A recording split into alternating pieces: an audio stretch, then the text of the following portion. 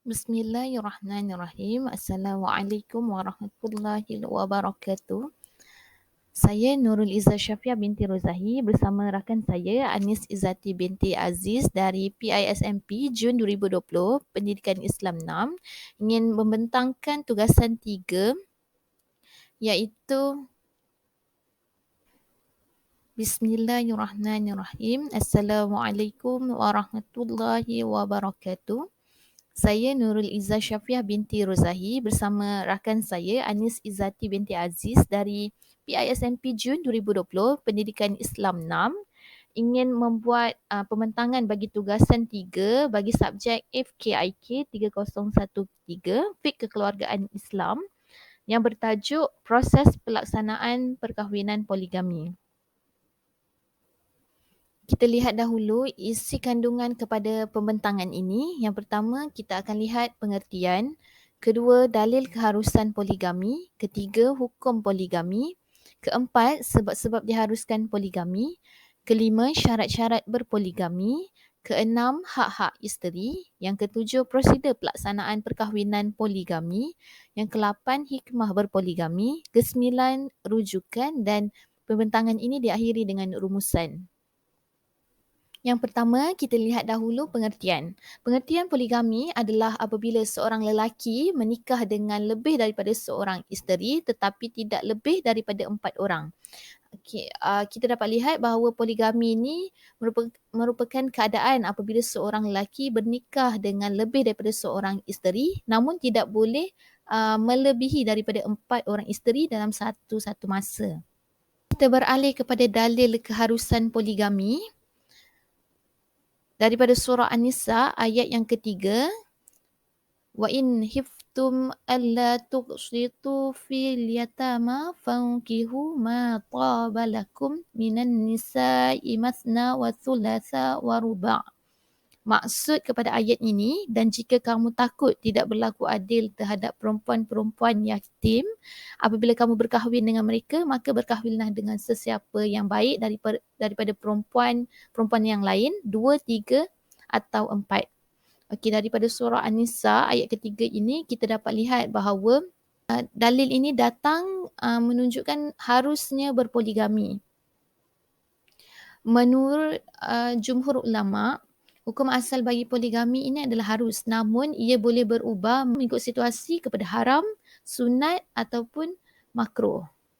Pada surah An-Nisa ayat yang ketiga, iaitu ayat yang sama, maksud ayat ini, kemudian jika kamu bimbang tidak akan berlaku adil di antara isteri-isteri kamu, maka berkahwinlah dengan seorang saja atau pakailah hamba-hamba perempuan yang kamu miliki.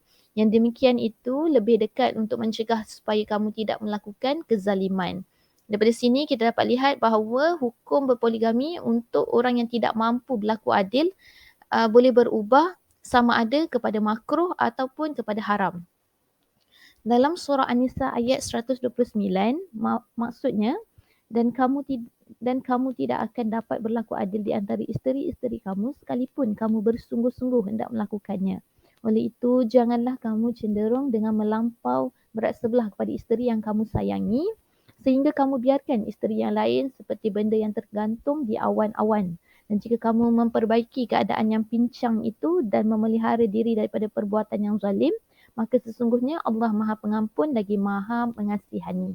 Daripada surah An-Nisa ayat 129 ni, kita dapat lihat bahawa Allah telah memberi amaran kepada lelaki yang benar-benar tidak mampu berlaku adil untuk tidak melakukan kezaliman terhadap isteri-isterinya apabila berpoligami. Setelah kita menelusuri dalil-dalil berkaitan dengan poligami, kita lihat pula hukum berpoligami. Yang pertama, sunat. Sunat berpoligami apabila seorang lelaki itu memerlukan isteri yang lain. Sebagai contoh, isteri itu, seseorang lelaki itu tidak memadai dengan seorang isteri. Keadaan ini berlaku apabila seorang isteri itu tidak mampu untuk melayani kehendak suaminya sehingga dia memerlukan wanita yang lain untuk memenuhi keperluan suami ini. Yang kedua, isteri pertama sakit. Isteri pertama sakit atau mandul sedangkan suami menginginkan anak. Keadaan ini berlaku apabila isteri itu sakit kronik sehingga tidak memungkinkan isteri itu menjalani kehidupan berumah tangga. Oleh itu, dia disunatkan untuk berpoligami dengan mengahwini wanita lain. Seterusnya, suami juga merasakan dia mampu berlaku adil terhadap isteri-isterinya. Keadaan ini apabila dia boleh berkahwin, berpoligami, namun dia perlu yakin bahawa dia boleh berlaku adil terhadap isteri-isterinya. Kemudian kita lihat makruh berpoligami apabila sekiranya poligami dilakukan tanpa sebarang keperluan semata-mata untuk menambah keseronokan dan hiburan. Dan itu lelaki suami tidak boleh makruh berpoligami apabila tiada keperluan untuk dia berpoligami. Suami menduga kemungkinan untuk tidak berlaku adil lebih besar. Sabda Rasulullah sallallahu alaihi wasallam, tinggalkanlah perkara yang meragukan kamu kepada perkara yang tidak meragukan kamu. Ini dipetik daripada hadis riwayat Tirmizi. Kita lihat pula keadaan haram berpoligami apabila suami yakin dia tidak boleh berlaku adil kerana kefakirannya dan kelemahannya. Kita dapat lihat bahawa haram berpoligami apabila suami itu tidak mampu untuk menanggung nafkah isteri-isterinya serta kelemahan daripadanya yang tidak mampu berlaku adil memberi layanan sama rata kepada isteri-isterinya. Sabda Rasulullah sallallahu alaihi wasallam, tidak ada kemudaratan dan tidak boleh melakukan kemudaratan. Hadis riwayat Ibnu Majah. Setelah kita melihat hukum-hukum poligami, kita beralih kepada sebab-sebab diharuskan berpoligami. Daripada hukum-hukum poligami itu kita dapat lihat kenapa Islam mensyariatkan poligami ini. Yang pertama, keadaan di mana isteri itu mandul. Isteri itu mandul menyebabkan dia tidak mampu memberikan zuriat kepada suaminya sedangkan suami dia menginginkan zuriat untuk kebahagiaan suami dia di dunia dan di akhirat. Oleh itu, untuk dia meneruskan generasi keturunannya, dia boleh berkahwin dengan wanita lain untuk mendapatkan zuriat secara halal. Yang kedua, isteri sakit berpanjangan. Sebagai contoh, isteri itu menghadapi penyakit kronik yang teruk sehingga kan isteri ini tidak mampu untuk menjalani kehidupan berumah tangga. Oleh itu, bagi memenuhi keperluan suami, keperluan biologi suami, maka suami ini boleh berpoligami. Yang ketiga, isteri sukar dididik. Keadaan isteri sukar dididik ni apabila suami ni telah berusaha pelbagai cara untuk mendidik isteri menjadi isteri yang baik, namun isteri ini masih sukar dididik, tidak mendengar kata derhaka terhadap suaminya. Oleh itu, isteri yang taat terhadap suaminya, yang mengikuti perintah suaminya itu adalah satu nilai yang berharga untuk suami dan dalam kebahagiaan untuk rumah tangganya. Oleh itu, untuk dia mencapai kebahagiaan dalam rumah tangga, dia boleh berkahwin dengan isteri lain untuk dia merasai kemanisan dalam berumah tangga. Yang keempat, suami sentiasa musafir. Suami sentiasa musafir ni apabila keadaan suami tu keluar bekerja di luar negeri, negara yang isteri tersebut tidak boleh mengikut suaminya kerana isteri ada kerjaannya sendiri. Oleh itu, suami dia tu boleh berkahwin dengan wanita lain yang boleh ikut dia bersama ketika musafir untuk suami tu memenuhi keperluan biologinya. Yang kelima, tabiat perbezaan kejadian iaitu kekuatan dalam bidang seksual. Seorang lelaki ni dia dicipta kuat dalam bidang seksualnya. Oleh itu apabila dia berasa layanan seksual daripada suami isterinya kurang, oleh itu dia boleh berkahwin dengan wanita lain untuk memenuhi keperluan seksual yang dia mahukan. Namun dia perlu yakin bahawa dia mampu berlaku adil terhadap isteri-isterinya tanpa tanpa dia mengabaikan hak-hak isterinya demi menjaga nafsunya. Dan terakhir sekali, jumlah perempuan lebih ramai daripada lelaki. Jumlah perempuan lebih ramai ni menyebabkan ramai wanita-wanita bujang yang tidak berkahwin. Maka dalam Islam, kita boleh bertolong-tolong bantu wanita lain untuk merasai ibadah dalam perkahwinan tu dengan membenarkan poligami kepada kepada suaminya untuk mengahwini wanita-wanita bujang yang baik. Namun itu atas kerelaan isteri sendirilah dan juga melihat kepada kemampuan suami untuk berlaku adil.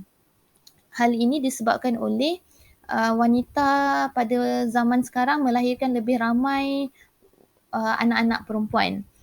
Selain itu, pada zaman Rasulullah, lelaki ni ramai pergi berperang. Oleh itu, mereka terkorban semasa berperang dan menyebabkan jumlah lelaki itu lebih kurang daripada perempuan. Sebab itu antara sebab semasa zaman Rasulullah dia boleh berpoligami kerana kurangnya jumlah lelaki pada ketika itu. Okay, kita beralih kepada syarat-syarat berpoligami. Ada syarat-syarat untuk berpoligami. Antaranya, seorang lelaki tu apabila dia berpoligami, dia perlu memenuhi syarat-syarat yang tertera.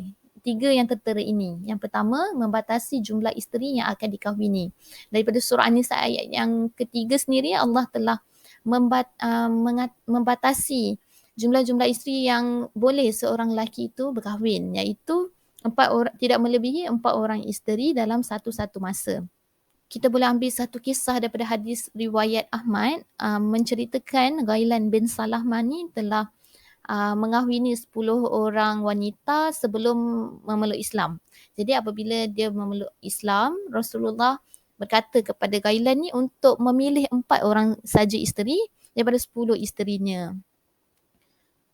Yang kedua, diharamkan bagi suami mengumpulkan wanita-wanita yang masih ada tali persaudaraan menjadi isteri.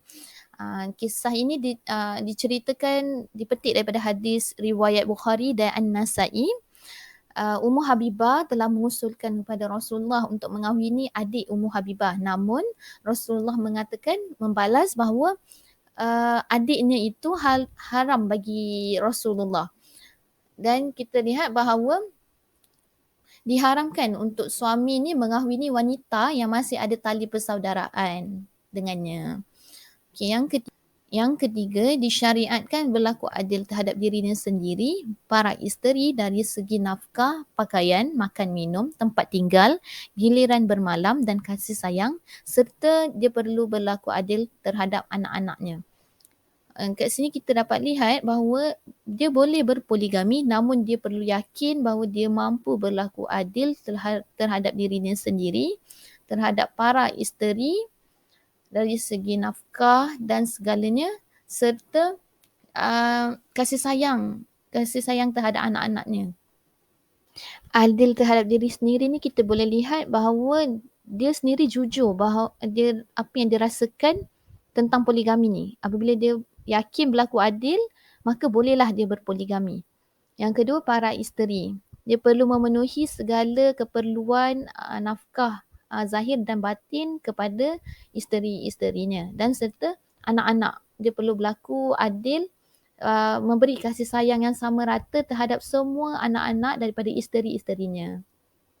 Dapat kita simpulkan bahawa syarat-syarat harus berpoligami ni adalah yang pertama, lakukan keadilan dalam kalangan isteri. Dia perlu berlaku adil dan tidak menzalimi isteri-isterinya. Kemudian, dia berkemampuan untuk berpoligami. Dia mampu memberikan pakaian, makan minum, tempat tinggal, pendidikan, sihat tubuh badan. Dia yakin lelaki itu sihat tubuh badan untuk dia memenuhi nafkah-nafkah yang perlu dia berikan kepada isterinya dan mempunyai kemampuan seksual. Dan akhir sekali, dia mampu menunaikan kewajipan dalam perkahwinan. Kerana setiap perkahwinan didatangkan dengan tanggungjawab, kewajipan yang perlu dia tunaikan. Oleh itu, tanggungjawab-tanggungjawab itu juga tidak boleh dia abaikan demi mementingkan kehendak dia sahaja. Sebagai contoh, untuk memenuhi keperluan seksualnya tanpa dia perlu berfikir tentang kewajipan yang perlu dia laksanakan terhadap isteri-isterinya sebelum dia berpoligami.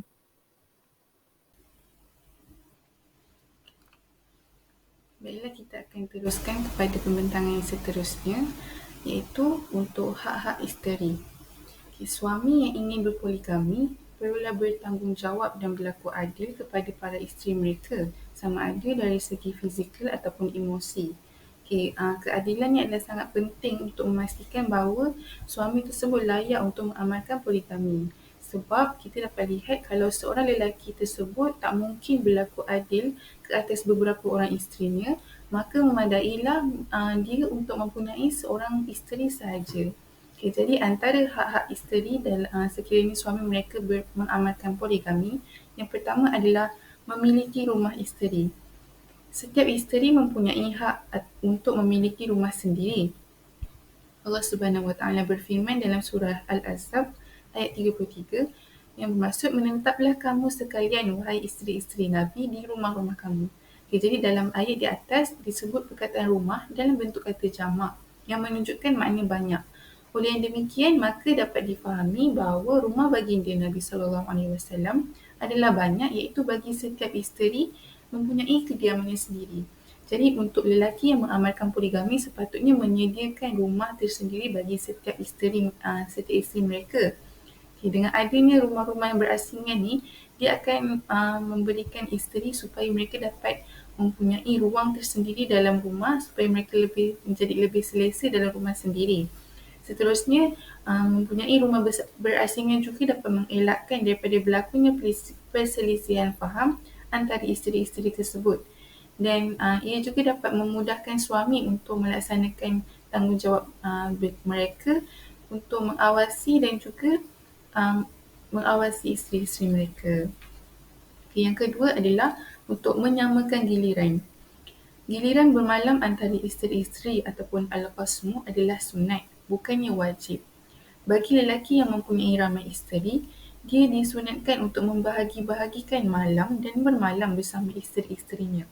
Bermalam adalah hak suami dan dia boleh meninggalkannya, iaitu bermalam. Tetapi jika suami bermalam dengan membuat undian, maka giliran tersebut menjadi wajib untuknya bermalam di rumah isteri-isteri yang lain. Jadi sekiranya suami tersebut mengamalkan untuk melakukan undian untuk bermalam di rumah isteri, maka undian tersebut perlulah adil dan juga saksama dan gilirannya perlu sama untuk semua isteri tersebut. Jadi giliran yang sama ni adalah sangat penting juga dalam hidup berpoligami ni, sebab dia akan membolehkan suami tersebut untuk tidak bersifat pilih kasih terhadap isteri-isteri mereka ataupun bersifat berat sebelah sebab terlalu mementingkan sama ada satu isteri ni sahaja. Jadi giliran yang sama ni dia akan bantu suami tu sendiri dalam menyesuaikan diri dan juga menyesuaikan masa untuk isteri-isteri yang lain.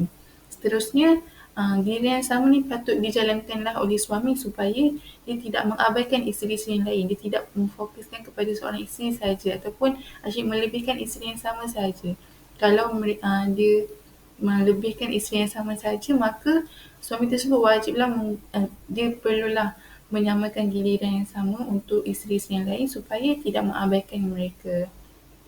Dan juga giliran bermalam ni juga dapat membolehkan suami tersebut untuk membahagikan masa dan juga kasih sayang yang sama rata terhadap isteri-isteri yang lain dan juga anak-anak mereka. Seterusnya, kita lihat kepada prosedur poligami sebelum permohonan diluluskan. Bagi lelaki yang ingin berhajat untuk berpoligami, mereka perlulah membuat permohonan di mahkamah untuk permohonan poligami. Dan antara negeri-negeri yang mengamalkan prosedur poligami seperti yang akan dinyatakan sebentar lagi adalah seperti negeri Perlis, Kedah, Pulau Pinang, Selangor, Wilayah Persekutuan, Negeri Sembilan, Melaka, Johor, Pahang, Sabah dan Sarawak. Jadi untuk membuat permohonan poligami, pemohon iaitu suami tersebut perlulah menyatakan yang pertama, alasan-alasan mengapa perkahwinan yang dicadangkan itu patut dan perlu untuk diteruskan. Jadi suami tersebut perlu menyatakan alasan kenapa dia nak berkahwin lain ataupun apakah sebab dia untuk berkahwin dengan perempuan lain. Macam tu. Yang kedua, suami perlu menyatakan pendapatan pemohon, pendapatan suami tersebutlah untuk memastikan bahawa suami tersebut benar-benar layak untuk untuk membiayai kehidupan isteri yang baru dan juga isteri yang lama. Yang ketiga adalah bukti-bukti komitmen, kewajipan dan tanggungjawab kewangan yang patut ditentukan. Jadi bukti-bukti komitmen ni supaya dapat pastikanlah bahawa pendapatan suami tersebut boleh menampung kedua-dua isteri beliau walaupun telah ditolak dengan komitmen-komitmen lain, komitmen penting lain dalam kehidupan dia. Yang seterusnya, bilangan orang tanggungannya termasuk orang yang akan menjadi tanggungannya. Sebagai contoh, pemohon perlu menyatakan bilangan tanggungan isteri dan juga anak-anak sekarang dan juga isteri dan anak-anak sekiranya isteri baru yang nak dikahwinkan nanti mempunyai anak-anak yang lain. Yang terakhir adalah sama ada izin atau pandangan isteri atau isteri-isteri sedia ada telah diperolehi atau tidak terhadap perkahwinan dicadangkan itu. Jadi sekiranya pemohon tersebut telah meminta izin daripada isteri, pemohon tersebut boleh menyatakan bahawa isteri mereka yang pertama ataupun yang sebelum-sebelum ini telah memberikan permohonan untuk melangsungkan poligami lain. Jadi bila mahkamah dah terima permohonan dan juga perkara-perkara yang telah dinyatakan tersebut, mahkamah akan isteri yang sedia ada, sama ada isteri pertama ataupun isteri yang kedua yang sedia ada, akan dipanggil untuk mendengar permohonan suami tersebut. Jadi mahkamah perlu, untuk meluluskan permohonan poligami tersebut, mahkamah perlu berpuas hati dengan beberapa perkara sebelum membenarkan permohonan itu. Antara perkaranya adalah yang pertama, perkahwinan yang dicadangkan itu adalah patut dan perlu. Jadi mahkamah akan putuskan sama ada alasan diberikan oleh suami kukuh untuk membolehkan perkahwinan tersebut dilangsungkan. Yang kedua, pemohon mempunyai kemampuan yang membolehkan dia untuk menanggung sebagaimana dikehendaki oleh hukum syarak. Maksudnya pemohon tersebut mampu untuk menanggung kedua-dua isteri mereka mengikut apa yang dikehendaki oleh hukum syarak. Contohnya dari segi fizikal atau emosi ataupun dari segi nafkah, zahir dan batin. Untuk yang ketiga, pemohon berupaya untuk memberi layanan yang sama rata terhadap isteri dan juga anak-anak yang lama dan juga yang baru nanti. Yang keempat, perkahwinan yang dicadangkan itu tidak menyebabkan darar syar'i kepada isteri-isteri yang sedia ada. Jadi perkahwinan yang akan dilangsungkan nantilah tidak menyebabkan darar syar'i yang bermaksud bahaya yang menyentuh isteri mengenai agama, nyawa, tubuh badan, akal fikiran dan juga maruah yang diakui oleh hukum syarak. Dan yang terakhir adalah perkahwinan yang dicadangkan tidak merendahkan secara langsung atau tidak langsung taraf kehidupan yang dinikmati oleh isteri atau tanggungan yang sedia ada ataupun isteri pertama. Jadi setelah ditelitikan setiap perkara-perkara tersebut, sekiranya mahkamah berpuas hati, maka permohonan akan diluluskan. Jadi sekiranya permohonan telah diluluskan oleh mahkamah tetapi sekiranya isteri pertama ataupun isteri sebelumnya tidak bersetuju, mahkamah tetap akan meluluskan permohonan tersebut. Tetapi maklumat ataupun keterangan diberikan oleh isteri yang menyatakan bahawa mereka tidak bersetuju untuk poligami ini diluluskan dapat membantu mahkamah dalam membuat keputusan untuk meluluskan atau menolak permohonan tersebut. Itu adalah prosedur poligami sebelum permohonan diluluskan. Seterusnya kita lihat kepada prosedur poligami selepas permohonan diluluskan. Untuk prosedur poligami selepas permohonan diluluskan, untuk meneruskan perkahwinan tersebut, pihak yang inginkan berpoligami, suami tersebutlah. Suami yang pertama perlu mendapatkan borang 2B dengan mengisi permohonan secara online di laman web Jabatan Agama Islam negeri masing-masing. Borang 2P ni merupakan borang senarai semak permohonan poligami dan dia mengikut negeri masing-masing lah. Jadi untuk mendapatkan borang tersebut, suami boleh melayari laman web Jabatan Agama Islam Negeri dan muat turun borang tersebut dan print supaya dapat membuat senarai semak lah apa yang diperlukan untuk permohonan poligami tersebut. Seterusnya yang kedua, pemohon perlulah melengkapkan borang dan juga melampirkan dokumen sokongan. Antara contoh dokumen sokongan yang diperlukan adalah seperti salinan IC pemohon, salinan IC saksi seramai 2 orang, salinan rekod ujian HIV, salinan surat nikah, ataupun salinan slip gaji akhir suami tersebut dan juga 3 set salinan borang 2P dan juga dokumen-dokumen sokongan yang diperlukan. Jadi setiap dokumen dan juga borang ni perlu lengkap dibawa dan disediakan oleh pemohon. Untuk langkah yang ketiga, pemohon perlulah mendapatkan pengesahan daripada penolong pendaftar perkahwinan PPP Kariah masing-masing. Jadi untuk bertemu dengan penolong pendaftar perkahwinan ni, yang perlu jumpa dengan PPP ni adalah pemohon itu iaitu suami dan juga berserta dengan 2 orang saksi. Jadi saksi tersebut perlulah merupakan seorang lelaki berusia 18 tahun ke atas dan saksi tersebut perlulah mengenali status pemohon tersebut. Maksudnya saksi itu perlu tahu yang pemohon itu sebenarnya sudah ada isteri dan dia nak berpoligami. Macam tu. Jadi sekiranya pemohon dan juga 2 orang saksi ni datang untuk jumpa penolong pendaftar perkahwinan tapi penolong pendaftar perkahwinan tersebut tak ada, maka mereka boleh terus menuju ke pusat pejabat agama Islam daerah. Seterusnya langkah yang keempat, pemohon perlulah mendapatkan sokongan berkahwin daripada pejabat agama Islam daerah. Samalah kalau lepas dah jumpa PPP, perlu pergi ke pejabat agama Islam daerah untuk mendapatkan sokongan untuk berkahwin. Dan langkah yang kelima, itu langkah terakhir, pemohon perlu mendapatkan perintah ataupun penghakiman kebenaran poligami di Mahkamah Tinggi Syariah Negeri. Jadi Mahkamah Tinggi Syariah Negeri akan menyerahkan surat kebenaran berkahwin kepada pemohon. Jadi surat kebenaran berkahwin tersebut yang telah diperoleh itu kemudiannya akan diserahkan kepada pihak perempuan untuk tindakan yang seterusnya lah. Seterusnya kita lihat kepada hikmah kita berpoligami. Hikmah berlakunya poligami dalam sebuah keluarga ataupun dalam pasangan suami isteri. Antara hikmah poligami yang pertama adalah untuk mengangkat martabat kaum wanita.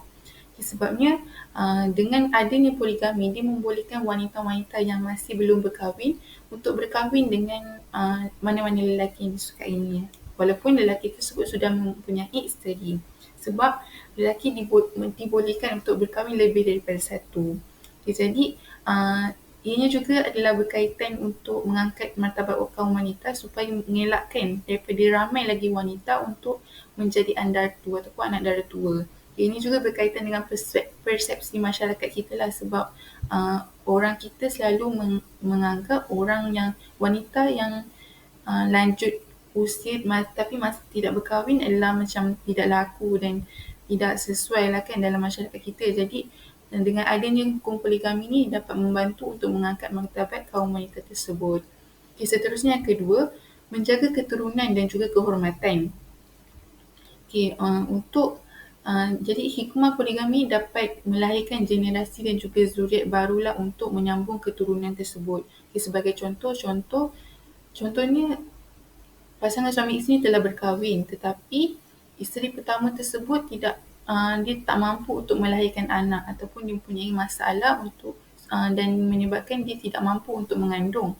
Tapi jadi lelaki tersebut boleh mengamalkan poligami untuk mendapatkan anak supaya keturunan dia dapat dilangsungkan lah untuk mendapatkan anak. Jadi yang ketiga, hikmah poligami tersebut adalah untuk menyelamatkan lelaki daripada perbuatan keji, bertukar ganti wanita dan juga pasangan dengan bebas. Jadi kalau seorang lelaki tu dia curang dengan isteri pertama, dia ada skandal dan sebagainya, Jadi mereka boleh cenderung untuk terjerumus ke arah zina luar pernikahan. Jadi dengan adanya poligami ini dapat menyelamatkan lelaki tersebutlah daripada melakukan perbuatan keji dan membawa hubungan tersebut kepada hubungan yang halal. Yang keempat adalah menyelamatkan pertambahan bilangan kaum wanita. Macam umum yang kita ketahui, bilangan wanita sekarang lebih melebihi daripada bilangan kaum lelaki. Jadi makin sukarlah seorang wanita tu untuk mencari pasangan dia, sebab lelaki lagi sikit daripada perempuan. Jadi akan ada ramai wanita yang tidak akan berkahwin sekiranya satu lelaki hanya diciptakan untuk seorang perempuan sahaja. Jadi dengan adanya poligami ni, sebab seorang lelaki boleh bernikah boleh mempunyai 4 orang isteri, jadi dia akan membolehkan wanita untuk mempunyai suami. Okey, seterusnya hikmah poligami yang kelima adalah untuk menjaga kesucian agama. Okey, dengan adanya poligami ini dapat menunjukkan bahawa Islam membenarkan poligami. Tetapi perlu dinyatakan bahawa poligami tersebut mempunyai syarat-syarat yang tertentu. Contohnya, suami itu perlulah bersifat dan juga berlaku adil kepada isteri-isteri tersebut. Dan juga poligami tersebut perlulah berlaku bertujuan untuk membina institusi keluarga Islam. Dan juga hikmah poligami yang terakhir adalah untuk mendapat keredaan Allah. Okay, jadi kita adanya poligami ni dapat mendapat keredaan Allah kerana kita telah menjalankan perintah dan juga suruhan Allah. Okay, jadi ini terutamanya bagi lelaki lah, sebab lelaki sebagai suami perlu menjalankan perintah mereka untuk menanggung dan juga memberi kasih sayang yang sama, rata dan juga adil kepada isteri-isteri mereka. Okay, itu adalah hikmah untuk berpoligami. Okay, seterusnya,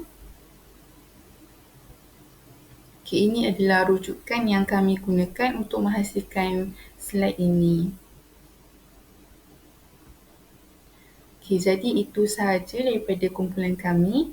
Okay, dapat kita rumuskan daripada perbahasan topik ini. Memberi keadilan kepada isteri-isteri adalah satu tugas yang amat sukar dan berat sebenarnya bagi seorang suami.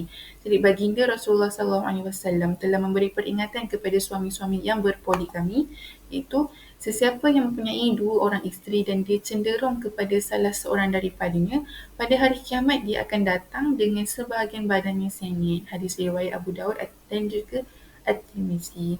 Jadi diingatkan kepada semua lelaki yang ingin berpoligami, berlaku adillah kepada setiap isteri supaya kita dapat menjalankan perintah Allah dengan sebaiknya.